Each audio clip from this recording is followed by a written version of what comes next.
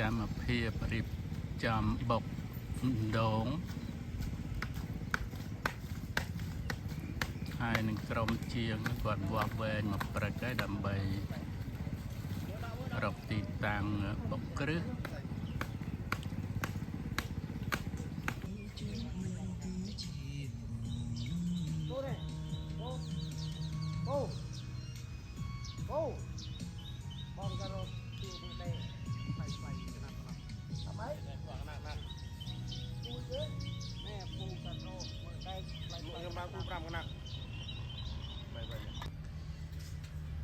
ដែកកវ៉ាត់ធ្នឹមចងហើយ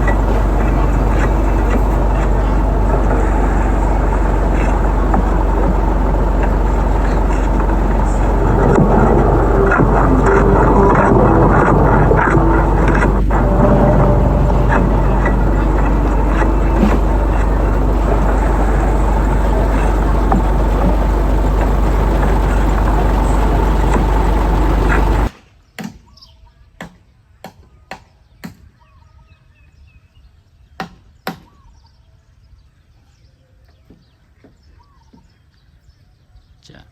សសរខាងមុខបាន4សសរ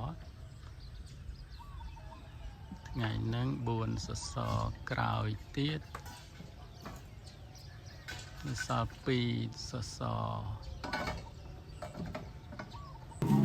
ថ្ងៃនេះចាក់ឡាប់ឡាជាន់ក្រោម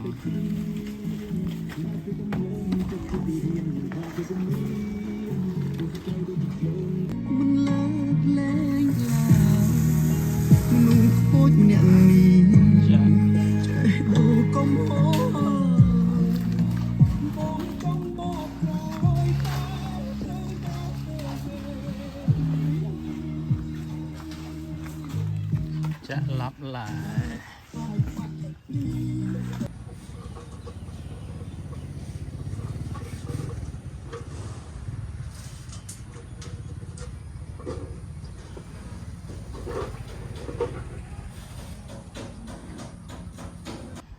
នេះ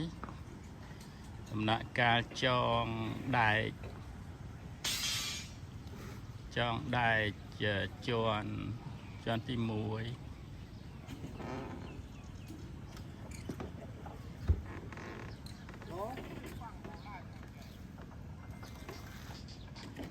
នោះស្ទឹង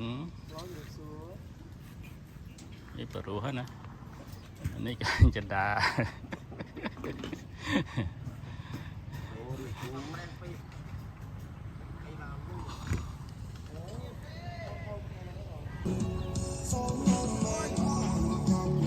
ចំដែកចិត្តរួច